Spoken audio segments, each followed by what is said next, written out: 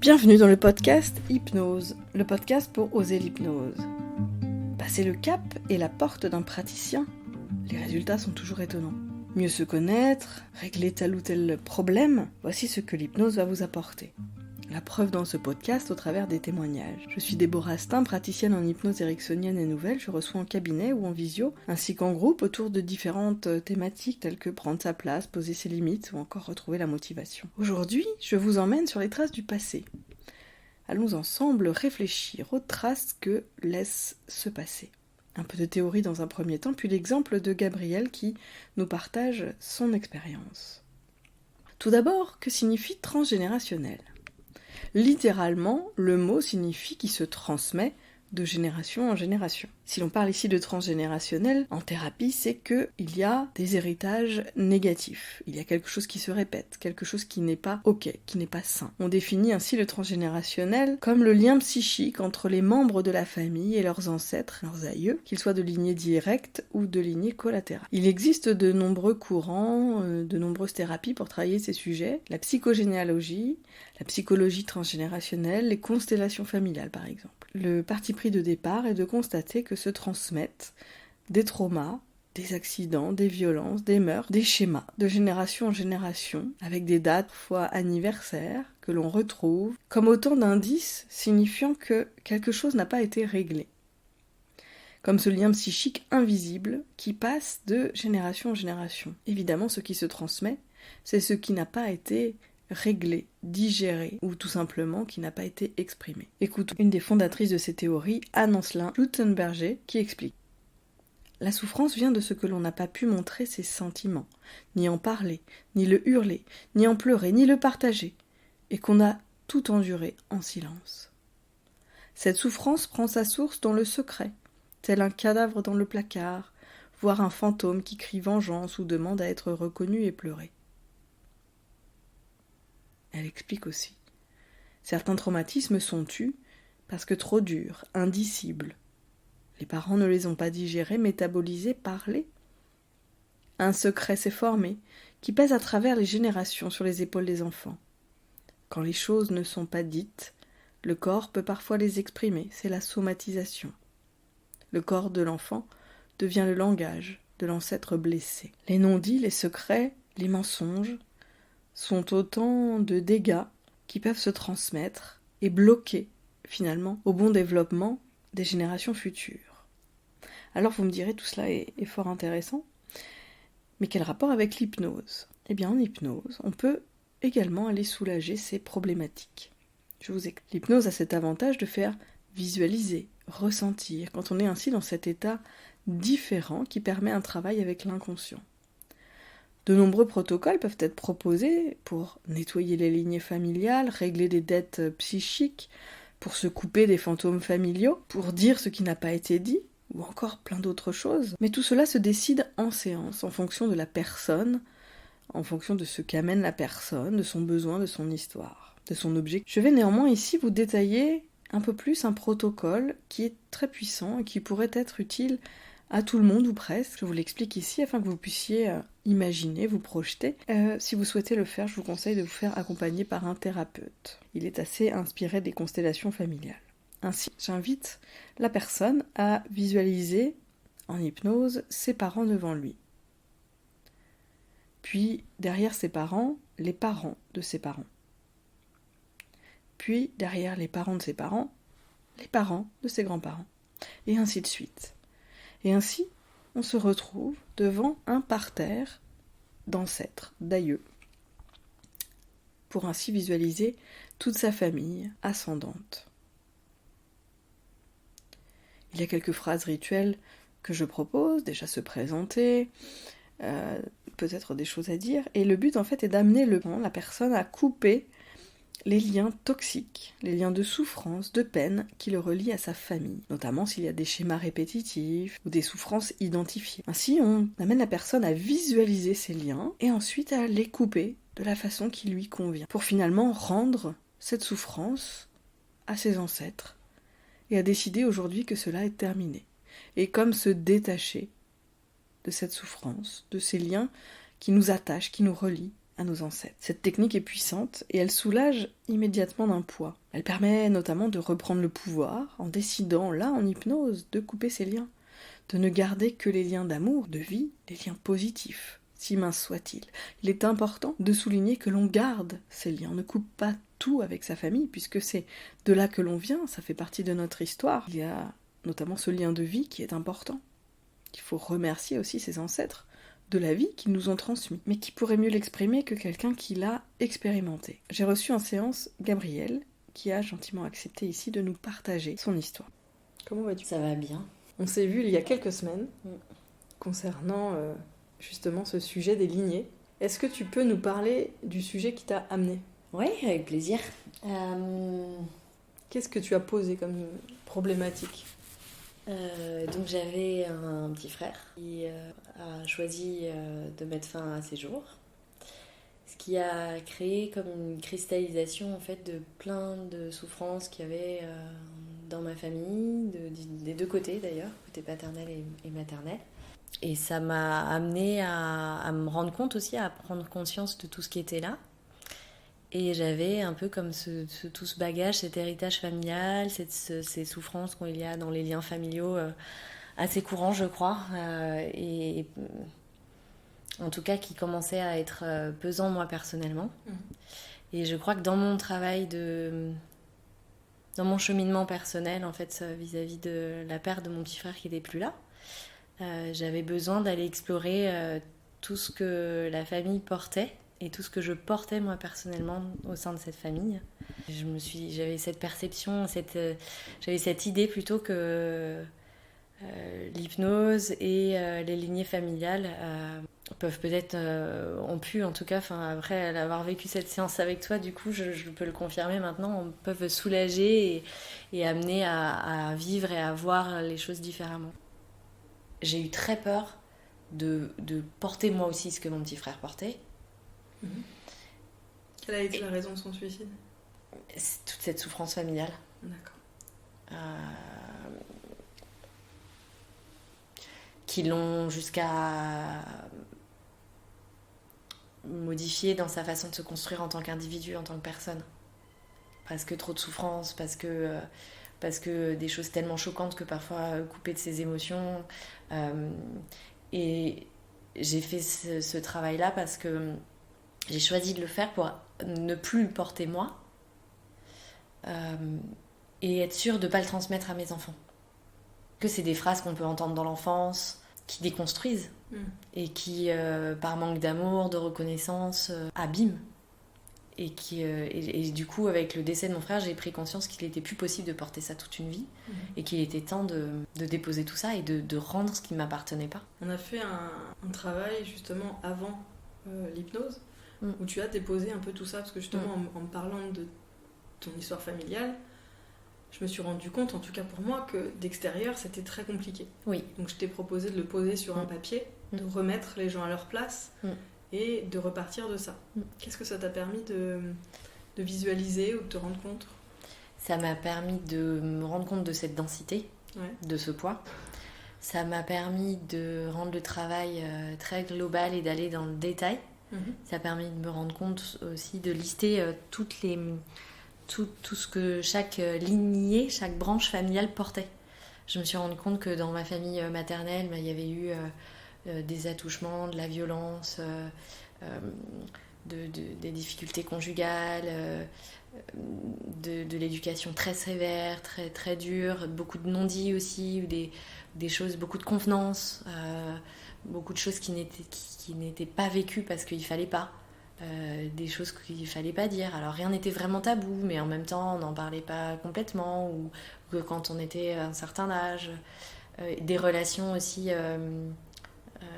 mère-fille qui n'étaient pas souvent saines, où sur plusieurs générations, souvent la fille récupérait les soucis, les dépressions de la mère.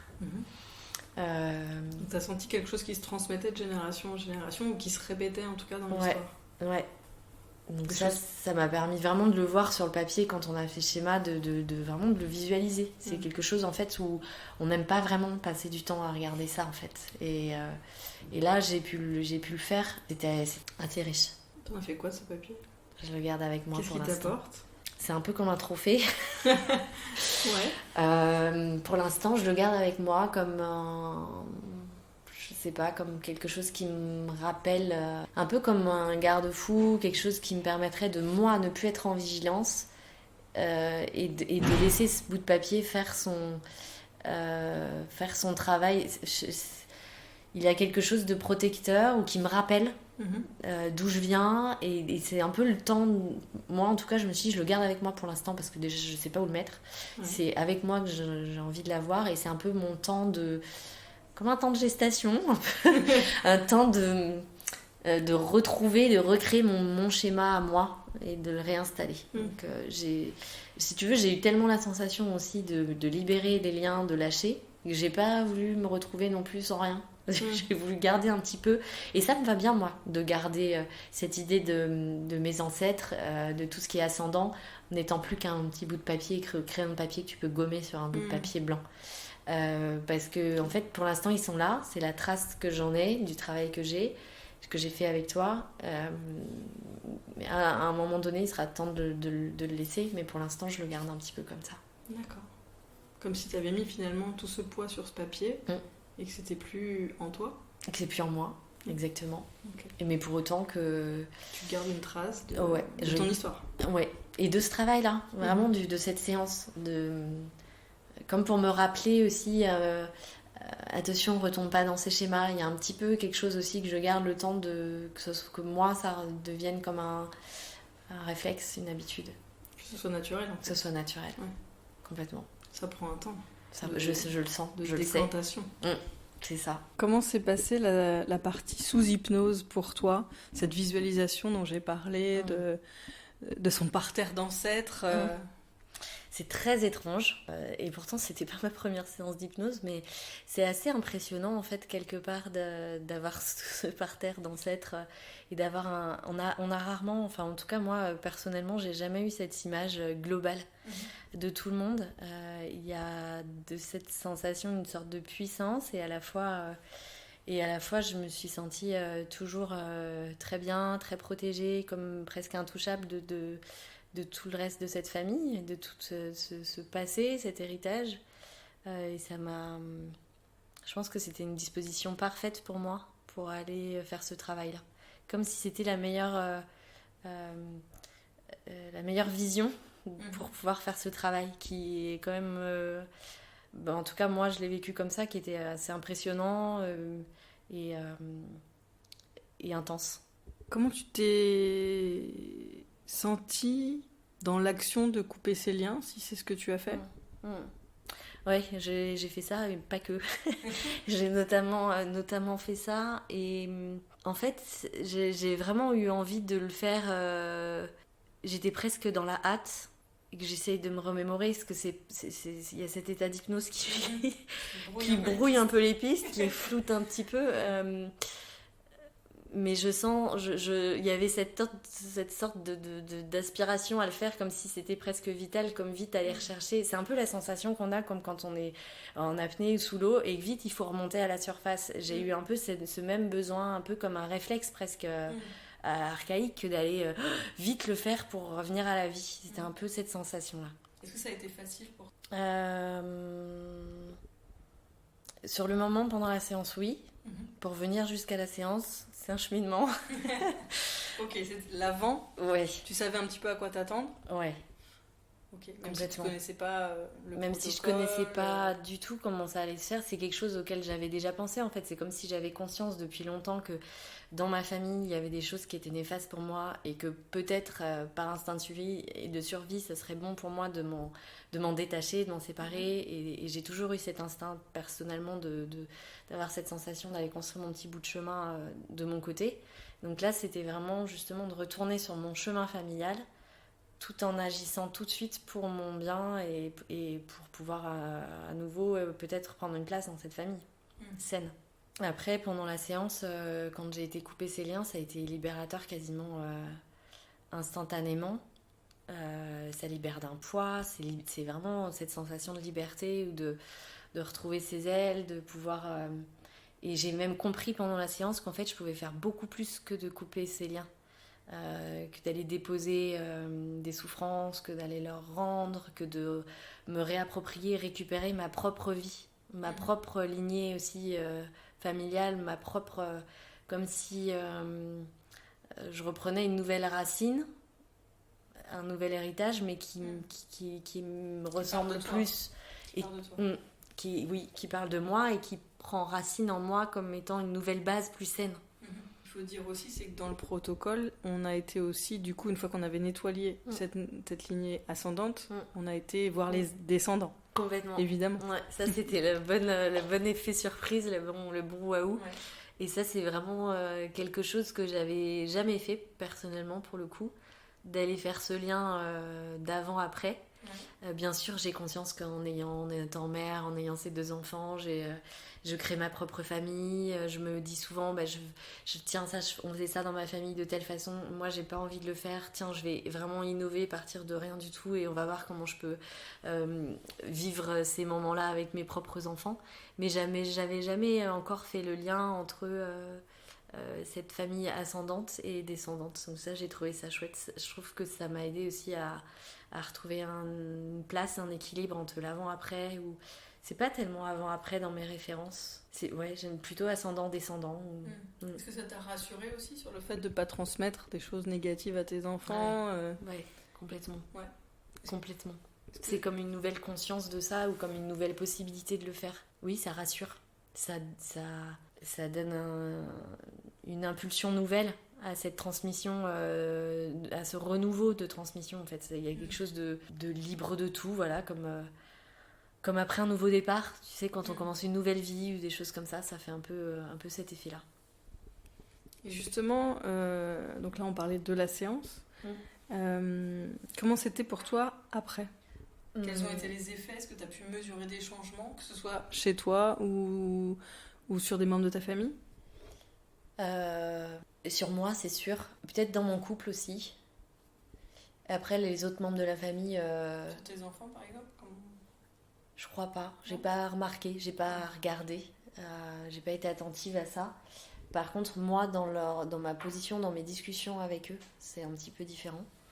Dans ta posture à toi ? Dans ma posture à moi, d'accord. Complètement. J'ai pu leur reparler différemment de leurs grands-parents, donc de mes parents à moi.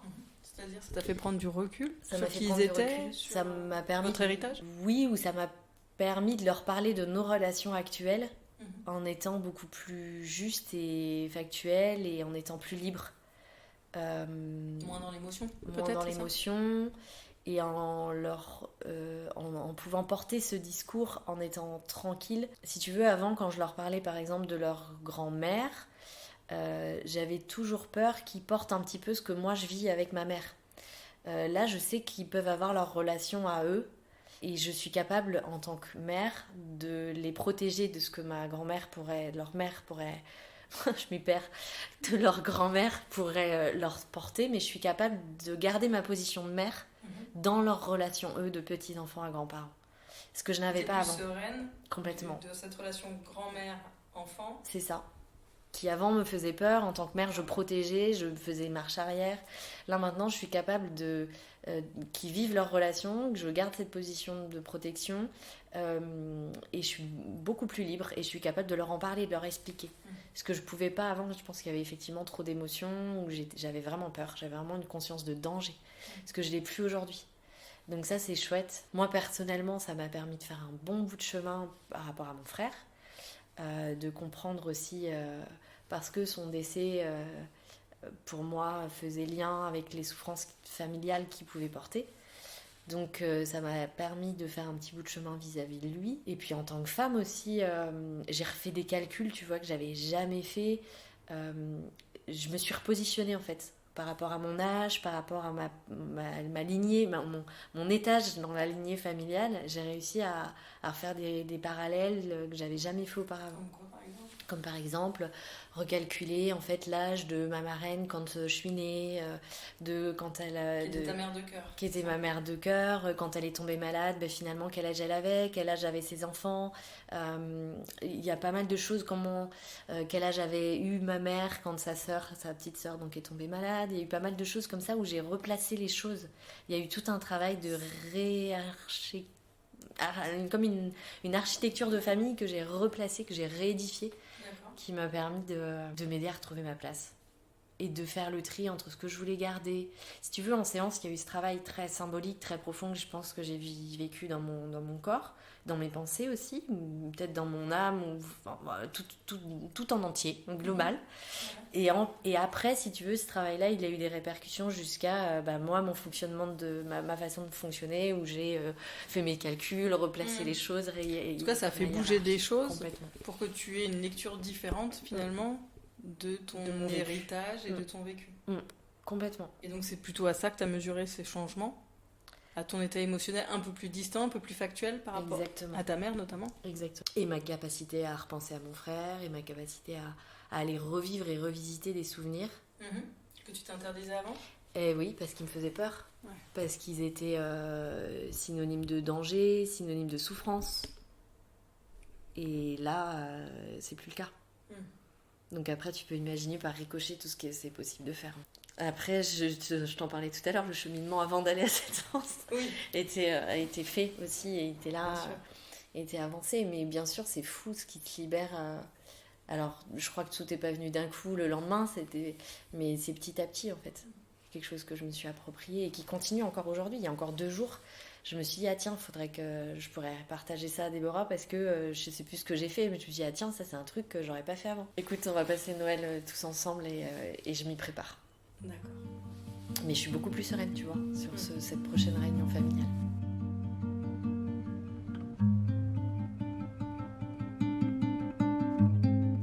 L'épisode touche à sa fin. Je vous remercie pour votre écoute. Pour en savoir plus sur mon travail, rendez-vous sur mon site web www.evei2letvous.com www.éveillez-vous.com. Si vous avez aimé ce podcast, je vous serai très reconnaissante de le noter sur votre plateforme d'écoute, de le commenter ou bien de le partager à vos amis. À très bientôt pour un prochain épisode.